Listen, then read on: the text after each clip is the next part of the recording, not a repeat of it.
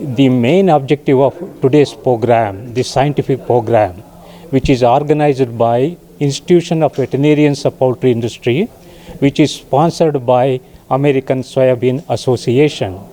The purpose is to educate the consumers, especially in a rural area. If you look at in type 1 cities or the major cities, there is already increased consumption of chicken, eggs and so on. Our main intention is to educate the consumers in the rural level about the nutritional value of chicken meat and eggs, its health benefits, how it is going to help overall our children health, pregnant mothers, lactating mothers, elderly people, diabetic people, for all people, how it is beneficial. That is what we are going to highlight today, and we have invited eminent speakers to speak on this topic. That is what it is. After post-COVID, there is a very good recovery. We have to hats off to our poultry farmers, poultry entrepreneurs, all the people involved in the poultry industry. Now there is a very good recovery and a very good market for both chicken meat as well as the eggs, and we are progressing extremely well. There is increased consumption after the post-COVID because the consumers realized it. Consuming protein, chicken protein, eggs, it will improve our health, it will improve the immunity, it will provide a resistance against COVID and other diseases. That is why there is increased consumption, there is increased processed meat consumption as compared to the wet market or live market. Now there is a more demand for the processed chicken meat. And that is what it is. Even the chicken outlets, now they are very clean, hygienic as compared to earlier days. That is what the consumers are looking for. Even the online sales or delivery, house delivery, that has increased tremendous. Almost 500% increase in online delivery, home delivery after the COVID. So now the consumers have realized the importance of cleanliness, hygiene, that is how it is. And we as a scientist, our purpose is to educate the consumers. What is good, what is not good. For example, in India, the consumption of chicken meat per year per person is 5 kilograms. Our intention is to make it to close to 10 kilograms per year per person. That is what it is. In the cities, in major cities, there is already consumption more than 10 kilograms. It is as high as 20 kilograms in major cities like Bangalore, Delhi, Bombay, Chennai, Hyderabad and so on. But we want to target tier 2 and tier 3 cities. That is where the consumption is less.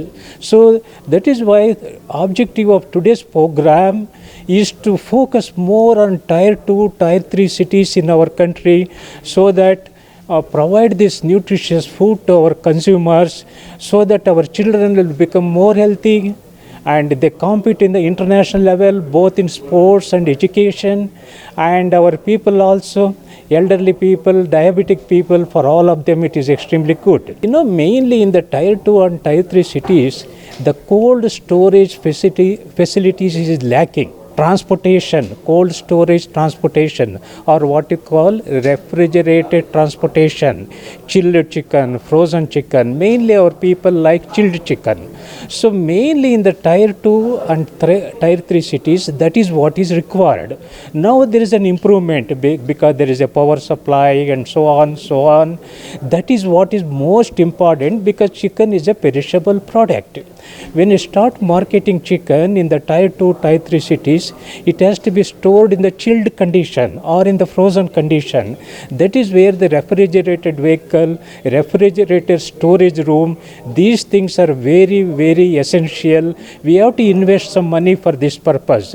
Already in tier 2, tier 3, some of them have invested and they have seen good progress. Good good demand in those cities. So that is what we want to do that. Look at in our country, mainly we eat a carbohydrate type of food. When you say carbohydrate, rice, chapati and so on, that is what do you eat for breakfast? Dosa, idli, upma, that's what they say. That is mainly carbohydrate, not protein.